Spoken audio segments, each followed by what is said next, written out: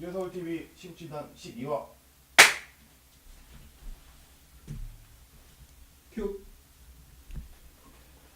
사랑하고 존경하는 국민 여러분, 해외 애국 동포 여러분, 잠시 후 12시 정오부터 윤창중 칼럼스당 TV 목요 사롱이 예정대로 진행되겠습니다. 윤창중 칼럼스당 TV가 탄생한 지 2달 보름 정도가 됐습니다. 그동안 시청자 여러분께서 뜨거운 반응을 보여주시면서 윤창중 칼럼 세상이 잘 되도록 참 여러 면에서 성원해 주시고 후원해 주신 데 대해서 진심으로 감사를 드리겠습니다. 제가 신문기자 출신입니다만 포털 네이버에 윤창중 칼럼 세상이라는 블로그를 만들어서 나름대로 정론직필의 칼럼을 쓰기 위해서 노력해왔습니다. 그러면서 또 다른 꿈으로 정론직언의 방송을 해보자. 그래서 국민 속으로 파고 들어가 보자 라는 제 나름대로의 꿈을 갖고 시작을 해왔습니다. 역시 그 많은 분들이 참 수많은 국민 여러분께서 아주 뜨거운 반응과 성원, 후원을 해 주셨기 때문에 2달 보름이 지난 이 시점에서 나름대로 자리를 잡아가고 있습니다. 제 구상은 대한민국을 이끌어가고 지키고 있는 국가 중심 세력이 시청하는 방송, 국가 중심 세력이 어떻게 나라를 이끌어 가야 하고 또 어떻게 나라를 지켜야 하느냐 하는 문제를 놓고 깊이 고민하고 숙고하는 방송, 정론 직언의 방송을 만들어 보자는 것이 제가 윤창중 칼럼스당 TV를 만들게 된 배경입니다. 많은 분들이 저와 함께 진지하게 고민하고 그러면서 최근에 박근혜 대통령의 탄핵 사태 그리고 헌법재판소에 의한 파면이라는 도저히 용납할 수 없는 사건 그리고 현재에 이르기까지 달려왔습니다. 저는 우리 국가 중심 세력 단 한 분이라도 제가 만들어서 올리는 칼럼과 방송을 애독해 주시고 또한 시청해 주신다면 저는 제 영혼을 다 바치는 칼럼과 방송을 쓰도록 하겠습니다. 올리도록 하겠습니다. 따라서 그 윤창중 칼럼 세상에 올리는 칼럼과 윤창중 칼럼 세상 TV에 올리는 그 방송 칼럼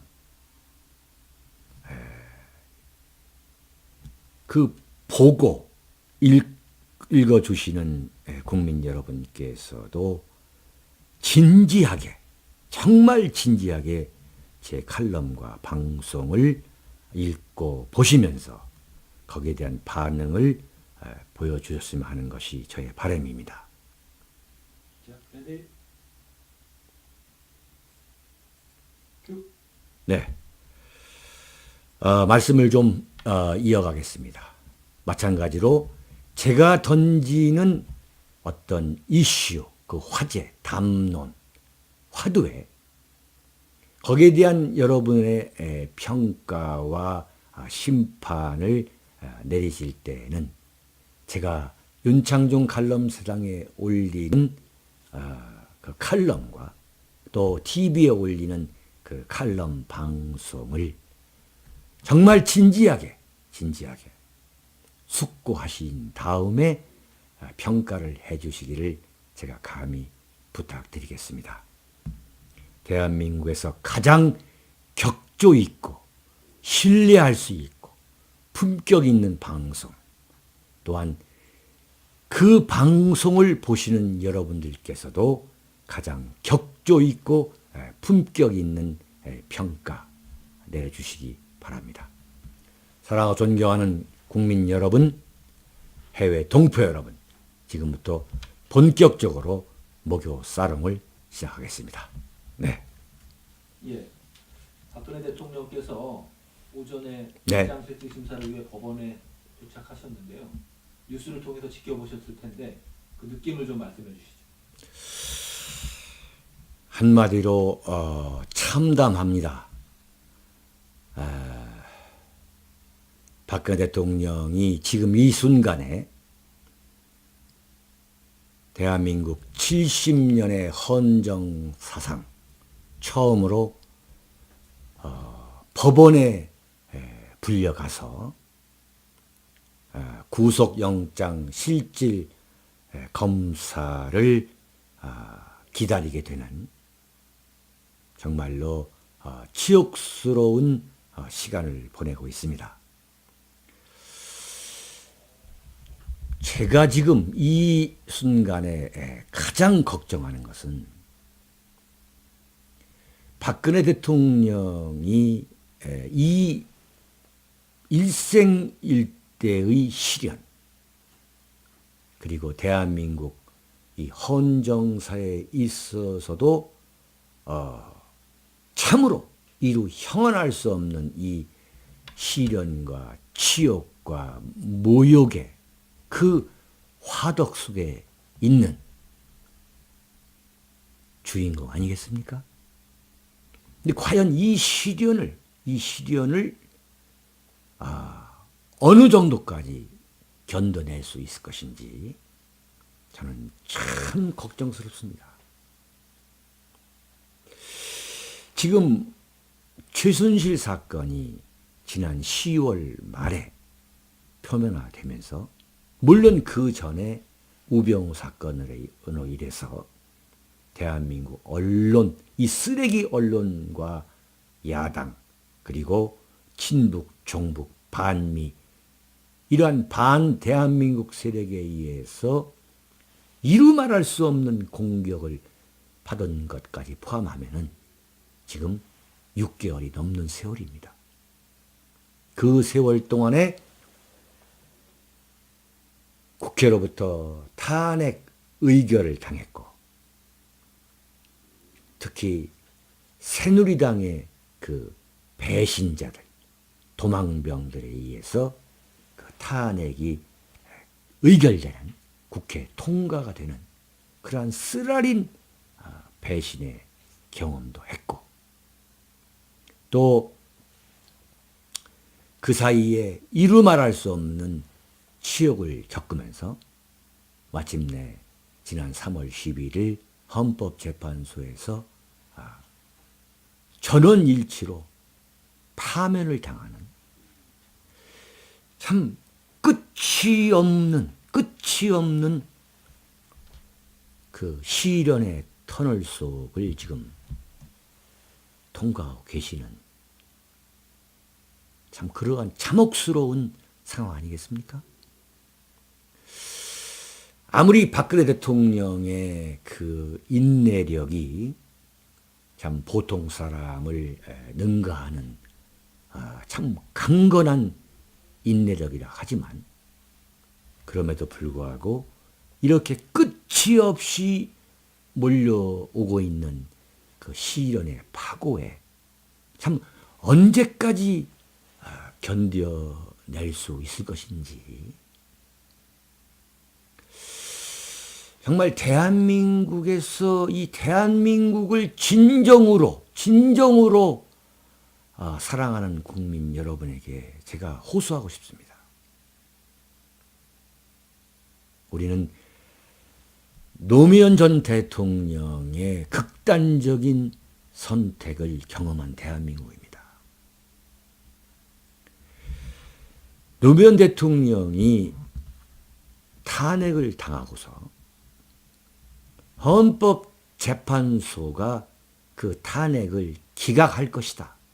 틀림없이 기각할 것이다. 라는 전망이 압도적이었고, 또한 열린우리당이 그 탄핵 역풍에 의해서 그 총선에서 압도적으로 승리하게 되는 그러한 이변이 나왔는데도 불구하고 노무현 대통령이 그 탄핵에 의해서 받았던 그 트라우마, 정신적 상처는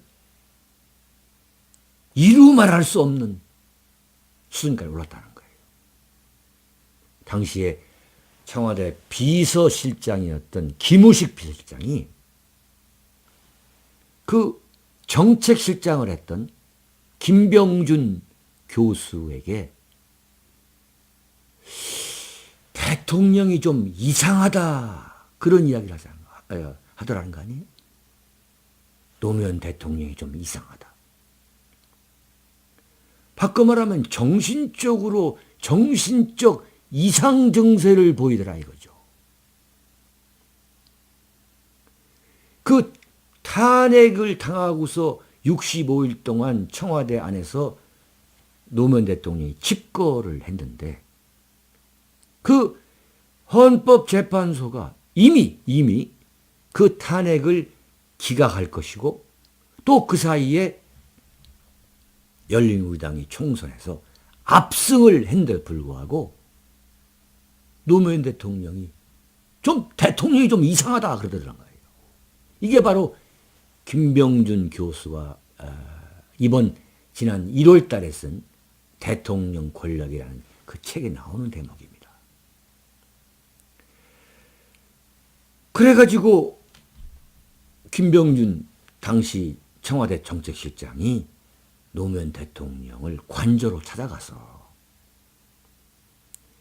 아직 대통령직에 복귀하기에는 좀 준비가 덜 된 것 같습니다. 이렇게 돌려서 말했다는 거 아니에요?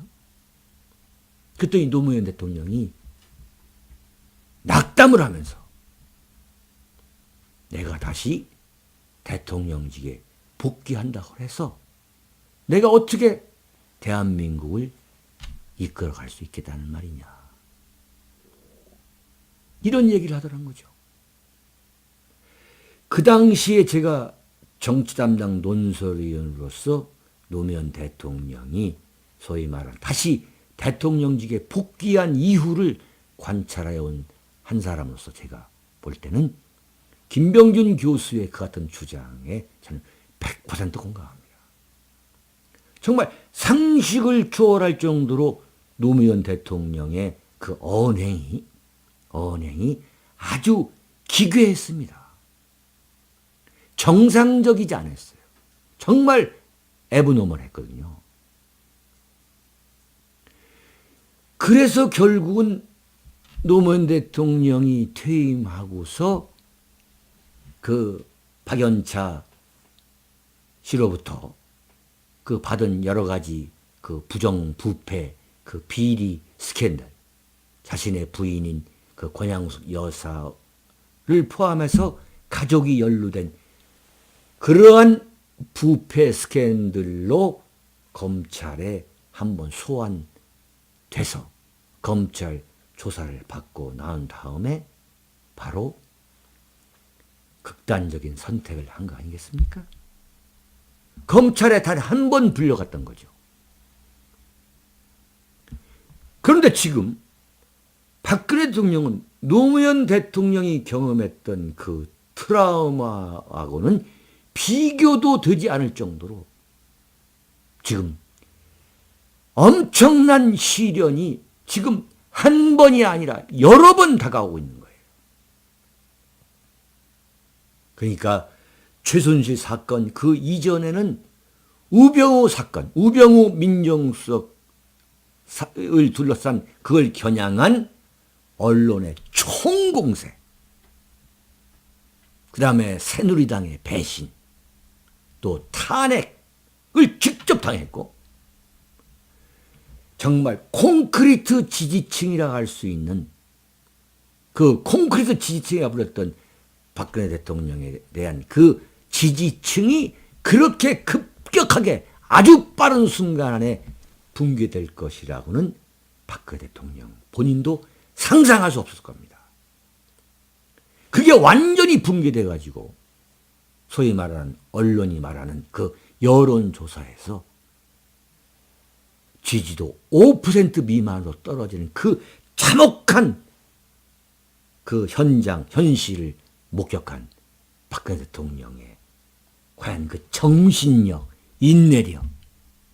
그러다가 3월 10일에 헌법재판소가 파면을 하는 그러한 절망의 순간을 계속 겪어오고 있는 박근혜 대통령이 오늘 법원에 불려가서 판사 앞에서 40대 초반의 판사 앞에서 지금 영장실질심사를 받는 그 모습을 한번 생각해 보십시오. 일국을 통치했던 이 박근혜 대통령이 그 40대 초반의 판사 앞에서 일일이 설명을 해야 되고 부인하고 부정해야 되고 자신의 심정을 토로해야 되는 그 박근혜 대통령의 그 정신력과 인내력이 과연 어디까지 유지될 수 있을 것인가? 대한민국이 과연 전직 대통령에 대해서 이렇게까지 참혹한 징벌을 가한다고 해서 대한민국이 과연 국제적으로, 국내적으로, 그리고 대한민국 국민의 그 정신세계에 어떤 도움이 된다는 것이냐. 그걸 제가 지금 말씀드리고 싶습니다. 네. 그 노무현 전 대통령이 그 박연차를 비롯한 부정부패 스캔들로 검찰 조사를 받았지만 네. 정신적인 이상 증세는 탄핵을 당한 때부터 시작됐다. 네. 그로 인해서 극단적 선택을 했다. 뭐 이렇게 네. 보시는 거잖아요. 저는 그렇게 보죠. 박근혜 대통령도 해요. 네. 그럴 가능성이 있다고 보시는 거예요. 정말 제가 오늘 이 말씀을 다시 들은 이유는 박근혜 대통령은 어떤 절망 속에서도 국민에 의해서 선택된 자리에 앉으셨던 분입니다. 대한민국의 유일한 자리, 대통령이라는 유일한 자리에 앉아 있었기 때문에 치를 수밖에 없는 선택된 자의 고난이라고, 그럼에도 불구하고 이것을 이겨내야 된다. 그것을 제가 박근혜 대통령에게 간곡히 제가 말씀을 드리고 싶습니다. 이것이 지금 박근혜 대통령이 법원에 불려가서 영장 실질 심사를 받고 있는 이 상황만을 놓고 볼 때는 너무나 비관적이고 절망적인 상황이라고 할 수 있겠지만, 그러나 결코 이 상황만을 놓고 비관하거나 절망해서는 안 된다는 얘기예요. 이것을 또 극복할 때, 이 시기, 이 시련을 극복할 때 어느 날 갑자기 박근혜 대통령이 얼마든지 정치적으로 명예 회복의 길이 어느 날 갑자기 찾아올 수도 있는 것이다. 희망의 끈을 결코 놓아서는 안 된다는 것을 제가 강조하는 것이고, 또 한편으로는 박근혜 대통령을 더 이상 어디까지 그 시련, 치욕, 모욕의 화덕 속으로 몰아넣어야만 직성이 풀릴 것이냐. 대한민국 국민이 너무 잔인하고 잔혹한 심성을 갖고 있는 건 아니냐 라는 문제를 제가 좀 지적하고 싶습니다. 네. 아까 이제 설명을 시작하시기 전에 네. 영상을 통해서 박근혜 전 대통령의 법원 출두 장면을 보셨는데 네. 지난번 검찰 소환 때하고는 표정이 많이 달라지셨어요. 네. 어느 정도 결연한 표정이라고 할까요? 그런 게 보였는데 지금의 심리 상태와 검찰 소환의 심리 상태에 뭐 차이가 있을까요? 제가 볼 때는 오늘 표정을 보니까 해도 너무한 것 아니냐라는 표정이더라고요. 제가 볼 때는 아주 결연한 표정입니다. 제가 볼 때 이 검찰이 불구속을 하지 않고 왜 구속을 했느냐 하는 문제를 지금 이 시점에서 한번 복귀할 필요가 있다. 왜 검찰은 박근혜 대통령이 지금 일거수일투족이 다 국민적 관심과 주목의 대상인 이 상황에서 굳이 증거인멸의 가능성이 없고 도주의 가능성도 없는 전직 대통령에 대해서 영장을 청구했느냐, 말도 안 되는 궤변을 만들어가지고 영장을 청구했느냐 하는 문제를 우리가 한번 이 시점에서 다시 한번 명쾌한 점검을 해볼 필요가 있다. 그것은 왜 그러느냐. 저는 김수남 검찰총장이 바로 문재인 씨가 대통령이 되길 바라는 그 흐름에 편승하기 위해서 이런 구속이라는 그 약처방을 한 거 아니냐. 저는 이렇게 보고 있습니다. 지금 자유한국당, 이 보수 우파의 입장에서는 더 이상 어떤 대선 선거 운동도 할 수 없는 상황인 거예요. 지금 이렇게 박근혜 대통령이 검찰에 불려가는 그것을 넘어서 구속영장 실질심사를 받으러 가는 이 뉴스가 완전히 도배를 하고 있고, 검찰이 이런 뉴스, 박근혜 대통령과 관련된 뉴스가 도배할 것이라는 것을 모르고 구속영장을 신청했다? 천만의 말씀이죠.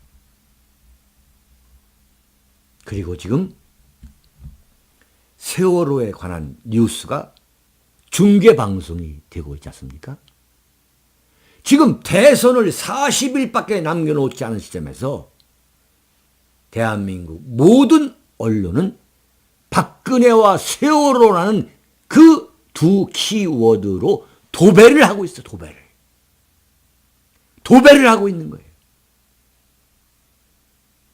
자유한국당에서 어느 누가 과연 안철수와 문재인을 추적할 수 있겠냐 이거예요. 만약에 문재인 씨가 정작 다음 대통령이 된다면 1등 공신, 문재인 정권 탄생의 1등 공신은 누구냐? 바로 검찰총장 김수남 씨라고 저는 분석합니다. 박근혜 대통령이 임명한 검찰총장이 박근혜 대통령이 이 같은 일련의 형극의 길을 걷게 하는 데에 그 결정적인 단초를 제공할 것이라고는 박근혜 대통령이 김수남 검찰총장을 임명할 때는 정말 상상도 못했을 것입니다. 김수남 검찰총장의 특별수사팀에서 중간수사 결과를 발표하면서 박근혜 대통령이 최순실과 짜고서 뇌물을 받았다 라는 8개항의 그 검찰 수사 결과, 그 발표를 내놓았기 때문에 그것이 바로 뇌관이 되어가지고 그 중간수사 결과라는 그 정말 말도 안 되는 박근혜 대통령에 대한 대면 수사 한번 하지도 않은 상태에서 내놓은 소설 같은 박근혜 대통령을 단군 이래 가장 부정한, 부도덕한, 뇌물이다 받아먹는 그러한 대통령으로 만들어버린 중간수사 결과를 내놓았기 때문에 바로 그것을 바탕으로 국회에서 탄핵이라는 정변이 일어났고, 그것이 연결되면서 그 레드카펫을 깔아놓은 게 어떻게 됐냐. 바로 박영수 특검이었죠. 검찰이 내놓은 8가지의 죄목에 박영수 특검이 5가지를 추가해서 모두 13가지 아닙니까? 그래가지고 박근혜 대통령을 헌법재판소가 도저히 파면시키지 않을 수 없도록, 그래서 마침내 헌법재판소가 참 이정미라고 갑자기 헌재 소장 권한 대행이라는 감투를 쓰게 된 그 이정미를 포함해서 8명의 헌법재판소 재판관이 전원일치로 박근혜 대통령을 파면시킨 거 아닙니까? 도대체 전원일치라는 판결이 사법부의 최후 보루라는 헌법재판소에서 어떻게 가능한 일입니까? 여보세요, 정 PD. 네. 이게 가능한 일입니까? 정치학계의 원로 교수 한 분이 얼마 전에 저한테 이런 분석을 해주는 말씀을 들었습니다. 현재 8명 중에서 박근혜 대통령을 파면시키겠다고 하는 그 주류 세력이 소수 의견을 내려고 하는 나머지 그 파면에 반대하는 재판관들을 주도적으로 우리가 행동을 단합해야 될 거 아니냐. 행동 일치를 해야 될 거 아니냐. 단합할 거 아니냐라고 주도적으로 설득하면서 몰아가지 않았다면 8명 전원이 파면이라는 그러한 결론에 도장을 찍어줄 리가 없다는 거예요. 바꿔 말하면 헌법재판소조차도 인민재판을 했다는 이야기인데, 만약에 문재인 씨가 대통령이 된다면 1등 공신은 검찰총장 김수남일 것이고, 제가 볼 때 2등 공신은 누구냐? 2등 공신은 헌법재판소의 이정미 헌법재판관 재판소장 권한대행이다. 그리고 나머지 7명의 헌재 재판관은 들러리다. 이렇게 보고 있습니다. 지금 제가 볼 때는 대한민국에서 그 저류 속에 흐르고 있는 거대한 그 좌익의 광란, 그 광란에 검찰도 항복을 한 것이고 마침내 헌법재판소까지 편승하고 영합해서 박근혜 대통령에 대한 탄핵을 넘어서 파면까지 한 거 아니냐. 그것도 부족해서 검찰이 불러서 조사를 했고, 그것도 부족해서 영장을 청구해서 법원이 오늘 바로 이 시점에 영장 실질 검사를 하고 실질 심사를 하고 있는 거 아니냐. 네.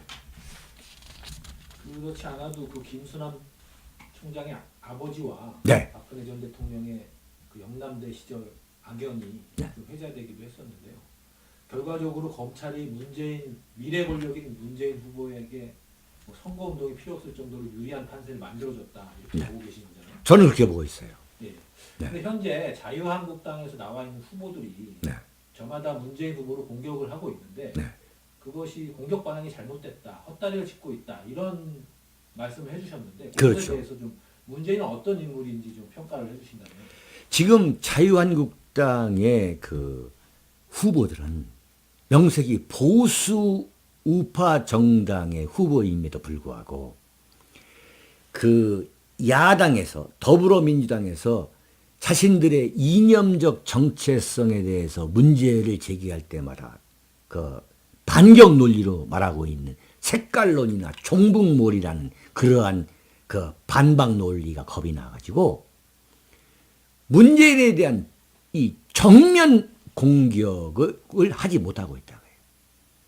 하지 못하고 있는 뿐만 아니라 문재인에 대한 공부가 안 돼 있대. 연구가 안 돼 있다는 거예요. 네? 문재인에 대한 연구가 전혀 되어 있지 않은 상태에서 내가 문재인을 이길 수 있다라고 누가 듣기에는 허장성세만 부리고 있는 거예요. 그러니까 문재인이 과연 어떤 인물인가에 대해서 대한민국 국민을 상대로 심판을 해달라고 공격을 해야 한다는 거예요. 그게 바로 문재인과 또 다른 어떤 문 씨가 좌담을 해서 쓴 책이 있습니다. 이 책 안을 보면은 문재인 씨가 과연 어떤 인물인가가 그대로 나와 있어요. 그대로 나와 있어요. 자, 보세요. 질문자가 이런 얘기를 합니다. 박근혜 게이트에서 한꺼풀씩 드러나는 저 보이지 않는 세력들이라는 게 바로 보수 우파 세력을 말합니다. 자신의 슬픔과 고통만 소중할 뿐 타인의 슬픔과 고통에 무감각합니다. 한마디로 대한민국 보수 우파는 양심이나 도덕이나 모든 것이 없는 인간이라고 볼 수 없는 그러한 존재라고 이 패대기 치는 이야기인데, 그렇지 않다면 정말 이럴 수가 없죠 라고 질문을 합니다. 그러니까 문재인 씨가 뭐라고 하냐면, 저는 분명한 문재인 씨의 발언을 담고 있는 기록, 이 책을 갖고 지금 말하고 있는 거예요. 자신들의 기득권 유지가 최고의 가치인 사람들이죠. 대한민국 보수 우파. 이른바 대한민국의 그 탄생, 건국에서부터 산업화에 이르기까지, 오늘날까지 대한민국의 건국에 성공하고 산업화에 성공하는 데에 참여했던 세력, 그리고 그 참여했던 그 건국 정신과 산업화 정신에 공감하고 있는 그 세력을 우리가 보수 우파 세력이라고 하셨습니까? 그 보수 우파 세력에 대해서 더불어민주당에서 가장 유력한 대선 후보인 문재인 씨가 뭐라고 하냐면, 기득권 유지가 최고의 가치인 사람들이라고 말합니다. 여러분, 자칭 보수 우파라고 생각하는 여러분, 화가 나지 않습니까?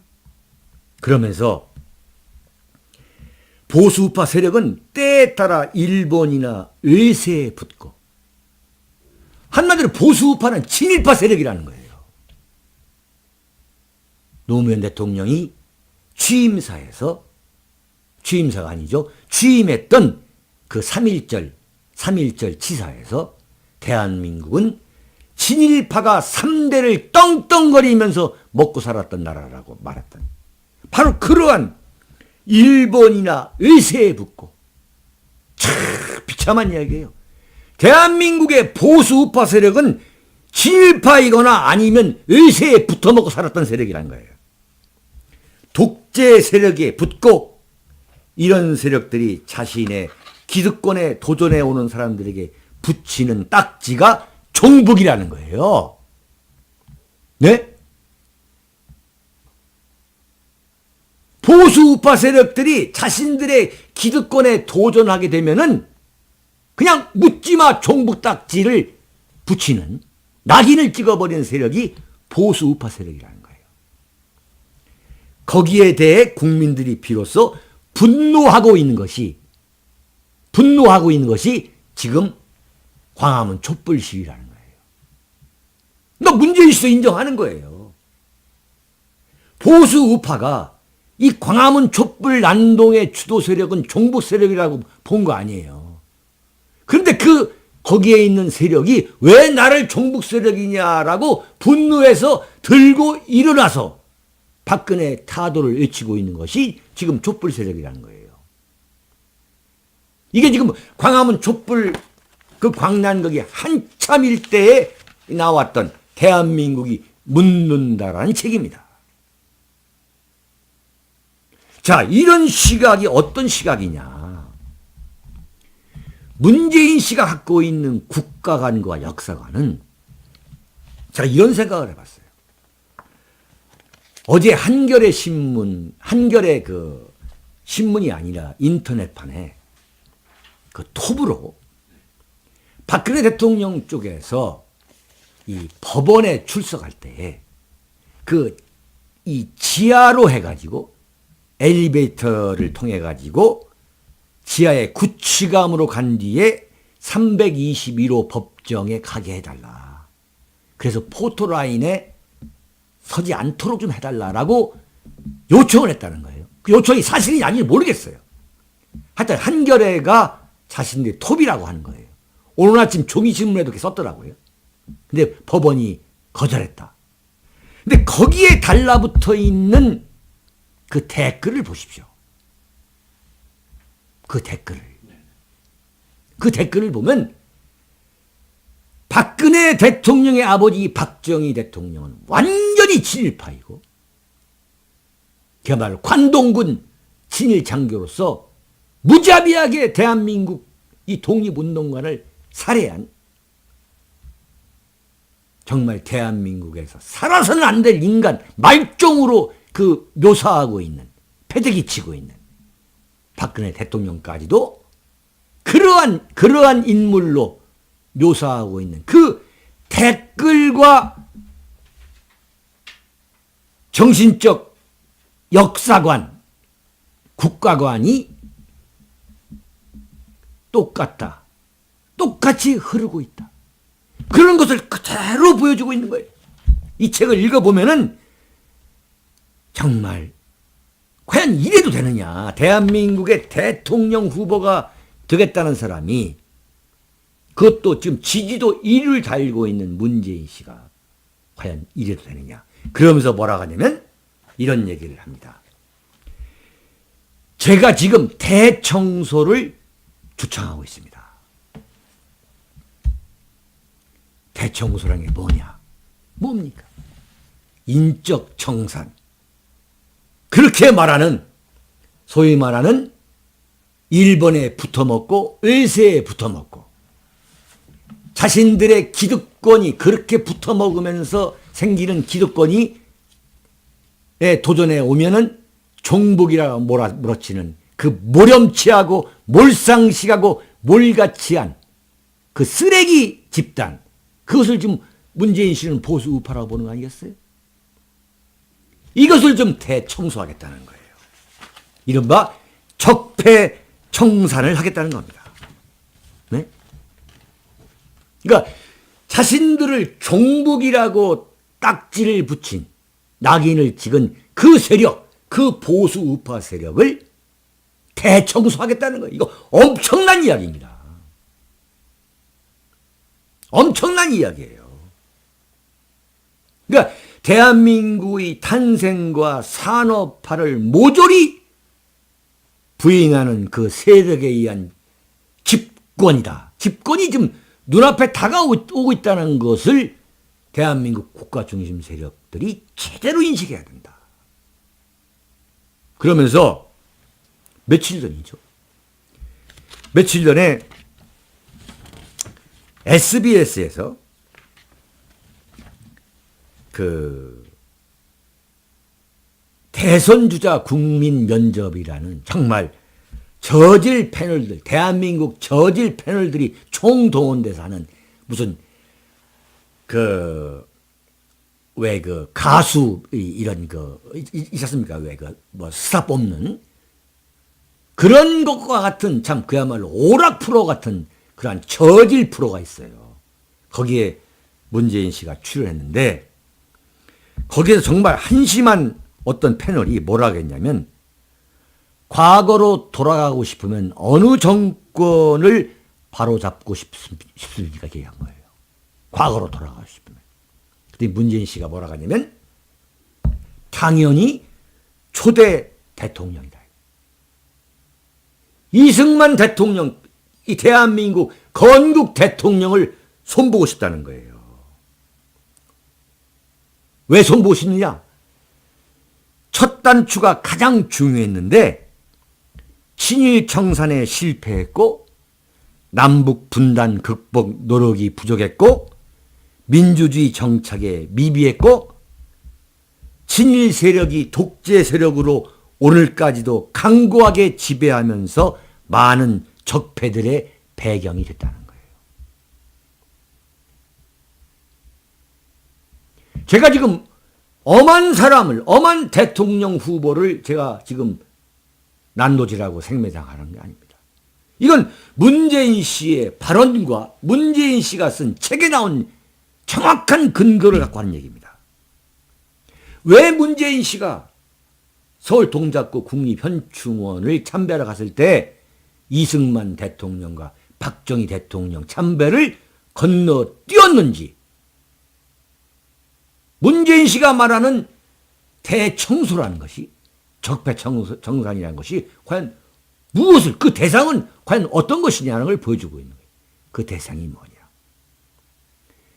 이승만 대통령의 건국정신, 건국세력, 박정희 대통령의 산업화에 참여했던 그 참여 세력, 이것을 청산의 대상으로 보는 거예요. 바꿔 말하면 보수 우파 세력을 대청소의 대상으로 보고 있다. 자, 그럼에도 불구하고 지금 보수 우파 일부 세력에서 이런 소리를 합니다. 이번에 문재인에게 정권을 물려주면 어떠냐? 저는 그런 정말 종잡을 수 없는 자존심, 문재인 씨에게 정권을 넘겨주면 어떠냐? 다시 찾아올 수 있다. 문재인 씨가 어제 충청도 태전에서 열린, 충무체육관에서 열린 충청권 순회 경선에서 이렇게 얘기했습니다. 다시는 절대 정권을 빼앗기지 않겠다. 내가 이번에 민주당 정권에 주춧돌을 놓겠다. 그 다음 정권이 이어질 것이다. 바꿔 말하면 좌파 정권이 앞으로 20년, 30년, 40년 갈 수 있다. 내가 장담하다 얘기했어요. 정말 보수 우파 세력 중에서, 보수 우파 시민들 중에서 이번에 문재인한테 정권 넘겨주면 어때? 찾아오면 되잖아. 그렇게 말씀하신 분들한테 제가 묻고 싶습니다. 책임질 수 있습니까? 정말로 정권을 찾아올 자신 있습니까? 한 번 정권을 빼앗기면 최소한 10년이 걸린다는 걸 경험해보지 않았습니까? 김대중, 노무현 대통령도 자신들이 집권하기 전에 이렇게 대청소를 하겠다, 보수 우파 적폐를 청산하겠다는 그런 소리를 하지 않았음에도 불구하고 집권하자마자 대한민국을 완전히 좌쪽으로 몰고 갔지 않았습니까? 제가 말씀드린 것은 보수 우파 세력이 이번 5월 9일 대선을 앞두고 정신을 차려야겠다. 정말 근거 없는 자존심, 근거 없는 낙관주의, 근거 없는 치기로 보수 우파 세력이 반드시 정권을 잡아야 한다고 외치고 있는 사람을 일방적으로 매도해서는 안 된다 라는 것을 제가 마지막으로 말씀드리겠습니다. 이번 주 일요일 4월 2일 오후 2시 서울 용산구 이태원동 캐피탈 호텔에서 윤창중의 제10차 시국 토크쇼가 진행됩니다. 제가 말씀드린 것처럼 정론 직필의 칼럼, 정론 직언의 방송을 추구하면서 저의 뜻에 공감하는 많은 국가 중심 세력과 함께 이 시대를 진정으로 진지하게 고민하는 시간을 여기까지 가져왔습니다. 여러분의 많은 성원과 격려 부탁드리면서 오늘 윤창중 칼럼스랑 TV 목요사롱을 여기에서 마치도록 하겠습니다. 여러분 감사합니다.